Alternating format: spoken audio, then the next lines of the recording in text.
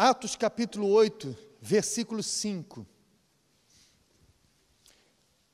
E descendo Filipe à cidade de Samaria, lhes pregava a Cristo.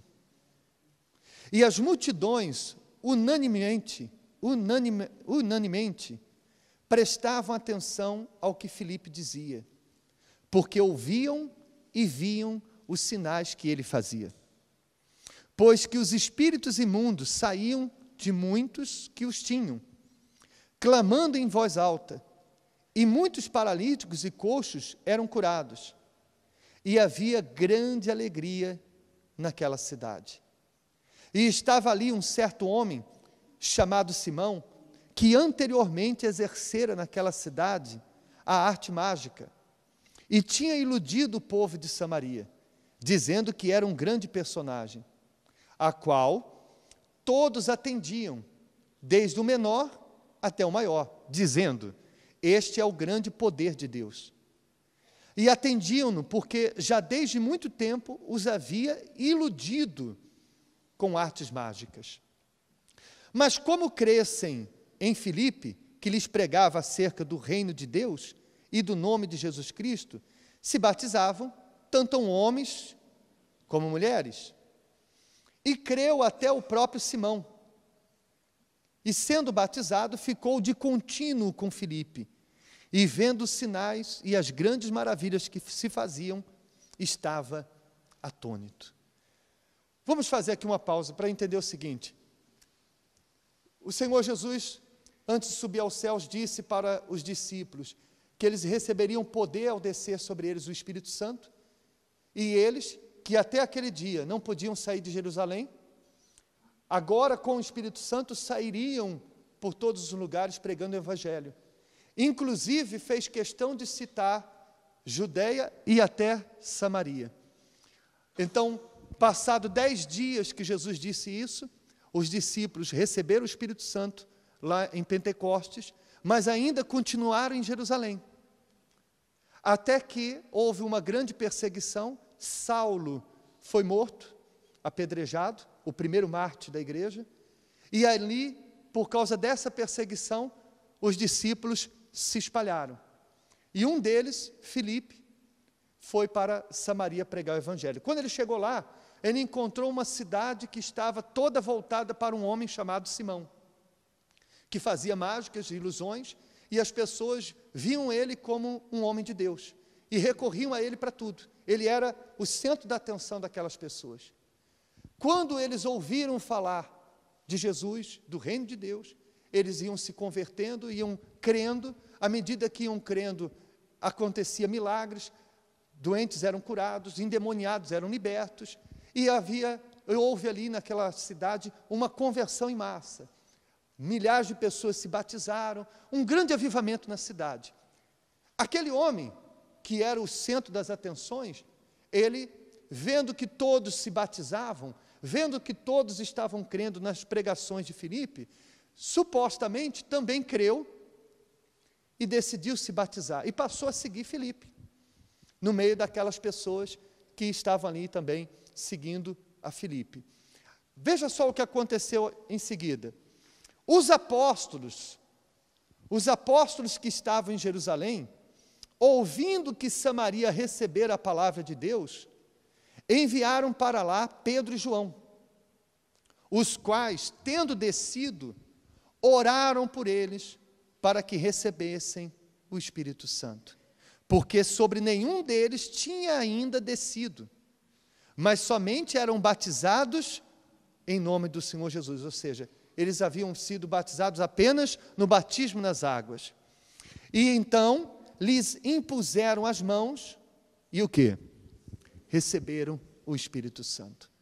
Ou seja, quando os apóstolos que estavam ainda em Jerusalém, os principais, aqueles 12 que começaram com Jesus, souberam que Filipe, que era apenas um evangelista, tinha ido a Samaria e muita gente estava se convertendo, eles ficaram preocupados e enviaram para lá Pedro e João, um daqueles 3 que eram mais próximos de Jesus, para ir lá, a fim de que eles recebessem o Espírito Santo. Porque os mais antigos, aqueles 12 apóstolos tinham a consciência de que se eles não recebessem o Espírito Santo, eles não iriam manter aquela fé por muito tempo. Eles estavam salvos, aqueles que creram, que foram batizados nas águas, que verdadeiramente creram, estavam salvos. Mas para que eles permanecessem salvos, era preciso que eles recebessem o Espírito Santo. Entenda uma coisa, o Espírito Santo não é uma opção.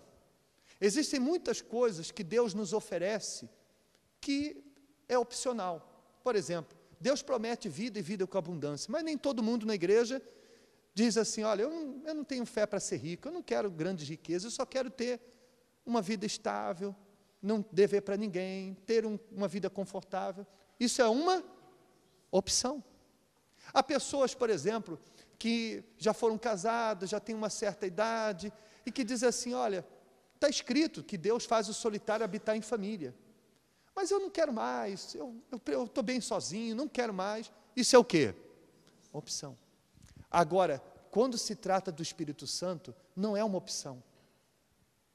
O Espírito Santo é uma necessidade, porque sem ele, você pode estar salvo, mas sem o Espírito Santo você pode passar por lutas, você pode passar por situações que sem o Espírito Santo você não vai ter a estrutura suficiente para resistir isso. Jesus disse, quem crê e for batizado, será salvo. Aquelas pessoas da cidade estavam salvas, mas por quanto tempo elas permaneceriam salvas se elas não tivessem recebido o Espírito Santo? Então, os apóstolos desceram lá imediatamente quando souberam, para que eles recebessem o Espírito Santo. A nossa maior preocupação, você que assiste às mensagens do Bispo Macedo, você percebe nas mensagens dele que a nossa maior preocupação é que as pessoas recebam o Espírito Santo. Porque a gente pode ter uma igreja cheia, mas se essas pessoas que estão, a igreja que está cheia, não for cheia do Espírito Santo, qualquer tribulação, qualquer situação pode abalar completamente essas pessoas. Como muitos que um dia estiveram no nosso meio e hoje não estão mais. Como muitos que estão sempre indo e voltando, saindo e voltando. Então, nós só ficamos tranquilos quando a pessoa, ela recebe o Espírito Santo. E verdadeiramente, porque tem gente que acha que tem o Espírito Santo, mas os frutos não condiz com os frutos de uma pessoa batizada com o Espírito Santo. Amém, pessoal? Então, o que aconteceu? Eles desceram, impuseram as mãos, e a sede pelo Espírito Santo daquelas pessoas era tão grande, que ao impor as mãos, eles iam logo recebendo o Espírito Santo. E aí no versículo 18 diz, e Simão, vendo que pela imposição das mãos dos apóstolos, era dado o Espírito Santo, lhes ofereceu dinheiro, dizendo, dai-me também a mim esse poder, para que aquele sobre quem eu puser as mãos, receba o Espírito Santo. Ou seja, quando ele viu as pessoas sendo batizadas com o Espírito Santo, ele viu algo que ficou evidente, porque, por exemplo, no testemunho que nós assistimos, a mãe abriu o quarto, olhou para a menina e disse, você recebeu o Espírito Santo. Porque quando a pessoa recebe o Espírito Santo, o semblante da pessoa é diferente, as atitudes da pessoa é diferente, porque agora Deus está dentro dela. É algo visível. Algo visível aconteceu naquela cidade, na vida daquelas pessoas, que aquele homem chamado Simão viu. Seja eles terem falado em línguas, ou seja, a transformação que houve neles, chamou a atenção daquele homem. E ele pegou, ofereceu dinheiro para os apóstolos, Pedro e João, para que ele também tivesse esse poder de impor as mãos sobre as pessoas e elas receberem o Espírito Santo. Aí então Pedro respondeu o seguinte, versículo 20, mas disse-lhe Pedro, o teu dinheiro seja contigo para a perdição, pois cuidaste que o dom de Deus se alcança por dinheiro. Tu não tens parte nem sorte nesta palavra, porque o teu coração não é reto diante de Deus. Arrepende-te, pois, desta tua iniquidade, e ora a Deus, para que porventura seja perdoado o quê? O seu pensamento ou o pensamento do seu coração. Em algumas traduções diz, a intenção do seu coração. Pois vejo que estás em fel de amargura e em laço de iniquidade. Respondendo, porém, Simão disse, orai vós por mim ao Senhor, para que nada do que disseste venha sobre mim. Olhem para mim, por favor. Aqui está o assunto que eu queria falar com vocês hoje. O que aquele homem pediu, aparentemente, não estava errado. O que ele pediu para os apóstolos? Que ele tivesse o poder de impor as mãos sobre as pessoas e elas receberem o Espírito Santo. O que ele estava pedindo, pela lógica, humanamente falando, era a coisa correta. Querer impor as mãos sobre as pessoas e elas receberem o Espírito Santo. Mas o problema não estava no que ele estava pedindo, mas na intenção que ele estava a pedir. Porque ele não estava pedindo esse poder para que as pessoas conhecessem a Deus e fossem transformadas, mas sim para voltar a ser o centro das atenções que ele era antes das pessoas se converterem. Ele não queria o Espírito Santo, ou o poder do Espírito Santo, para levar as outras pessoas a conhecer a Deus, mas sim para ter a atenção das pessoas, para satisfazer o seu ego, para voltar a ser o vulto, o grande personagem que a Bíblia diz que ele era. Então, ele estava pedindo a coisa certa, com a intenção errada. E a intenção é a verdadeira razão que está por trás das nossas ações. Porque para Deus, não é apenas o que a gente faz, mas é o porquê fazemos e como fazemos que faz a diferença. Entenda que, às vezes, a pessoa pode pedir a coisa certa, mas com a intenção errada. Se você quer sacrificar a Deus, para ter o Espírito Santo, oferecendo sacrifício a Deus, oferta, se a sua intenção em receber o Espírito Santo não for a intenção correta, você está cometendo o mesmo erro de Simão. Você está querendo comprar com dinheiro o Espírito Santo. Isso não vai acontecer. E quando é que uma pessoa ela pode querer ter o Espírito Santo com a intenção errada? Nós temos falado para as pessoas, por exemplo, que para que Deus faça as maravilhas dele, primeiro a pessoa tem que ter o quê? O Espírito Santo. E aí alguém ouve um discurso desse e pensa o seguinte, bom, então quer dizer que Deus não vai fazer coisas grandes na minha vida enquanto eu não tiver o Espírito Santo.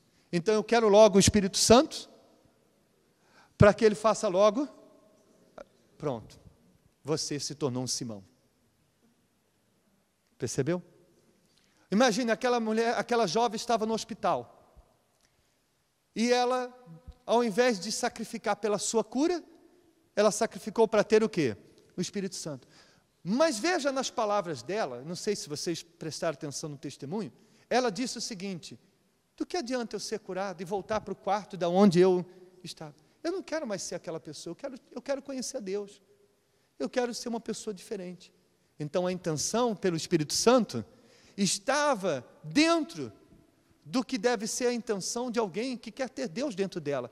Eu quero ter o Espírito Santo porque eu quero conhecer a Deus, eu quero ter Deus dentro de mim. De que vale eu ter tantas coisas na vida e eu não ter a presença dele na minha vida?